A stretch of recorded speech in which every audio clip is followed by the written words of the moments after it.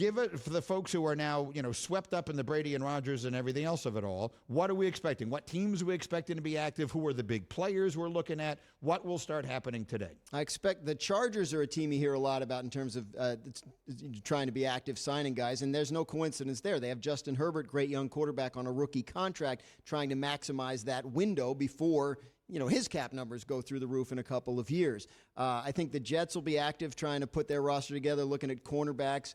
The Bengals are going to be after offensive linemen. That just cost them the Super Bowl. They need to do some work on defense too, but similar to the Chargers, trying to maximize the rookie contract window there on Joe Burrow.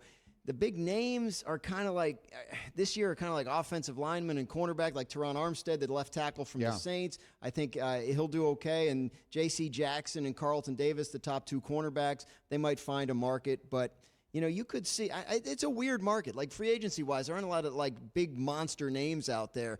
We may look back and say last week was the week where all the big-time activity happened with all those quarterback trades. And Greeny, that really mirrors the draft. I mean, it's an interesting draft, good offensive linemen, good pass rushers, but there's really no quarterbacks. And again, Jameis Winston or Mitch Trubisky, in my opinion, would be the first quarterback drafted in this year's draft. So what does that mean? Are those guys how about the Winston and Trubisky of it all? Well, they'll all find homes. There are teams that need quarterbacks. I mean, the Saints like Jameis Winston. I think they're thinking about a bigger swing, maybe for a Deshaun Watson trade. But if that doesn't happen, I think Winston's an option there.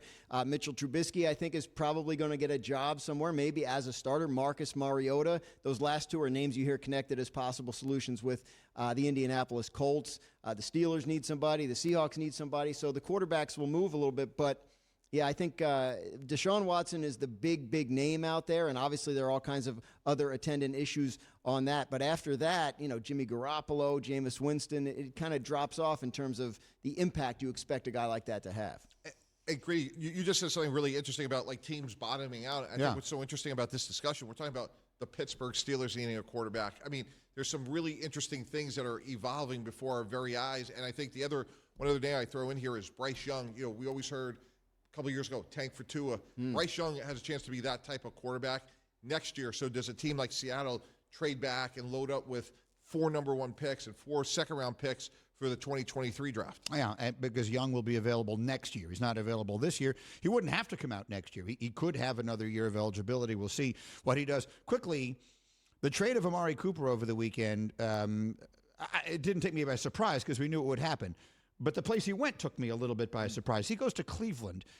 Mike T., I hear people, not necessarily people who would be in a position to know, wondering aloud whether the Browns might be thinking of making a quarterback change as well. Do we have any sense of that as far as Baker Mayfield's standing right now in Cleveland? Yes, but when you talk to a lot of people around the league, absolutely. They know they can't get to where they want because they have Lamar Jackson and Joe Burrow in their own division, Greeny. So I think they see Baker Mayfield a little bit the way Dan just described a couple of these situations where maybe they like him a little bit like Jameis Winston, but hey, is there a bigger swing out there? So Amari Cooper is saying like, hey, we need a frontline number 1 guy. We moved on from OBJ. Jarvis Landry probably won't be back. And I think there's some frustration in that building right now in Cleveland because they see the Bengals for what they thought they were going to be. Yeah, that's right. The Bengals jumped them, as did a lot of other teams. How about the Baker Mayfield of it all, Dan Graziano? I think they would go with Baker if they couldn't find an upgrade. Now, Deshaun Watson would represent an upgrade, and I think they're kind of hovering on the fringes of this Deshaun Watson thing, which, as we've discussed all morning, is going to take a while to unfold because of all the extra stuff that goes with it, his no-trade clause, et cetera. So watch out for that. But I don't know that they're going to move off of Baker Mayfield for Garoppolo or Winston. I'm not sure they see that, especially given the cost to acquire. I'm not sure they see that. Maybe I'm wrong, but I don't know that they're desperate to move on from him.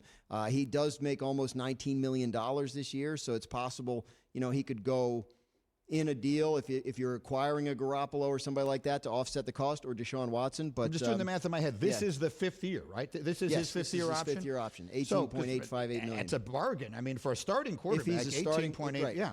Right. It is a bargain, and then you wait and see. I mean, isn't there an argument to be made that he played hurt all of last year, and that while he's not Aaron Rodgers, he's a lot better than what he showed you last season?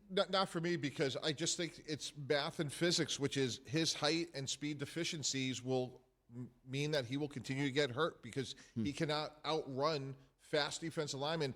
we saw, now look, this is extreme, but what we just saw at the draft is really remarkable. When you think about someone like Jordan Davis, he was faster than Patrick Mahomes, and Baker Mayfield ran 4.85. He was a good college quarterback. He's sort of a slightly above average NFL quarterback because of his limitations. All right. Thank you for watching ESPN on YouTube. For live streaming sports and premium content, subscribe to ESPN+.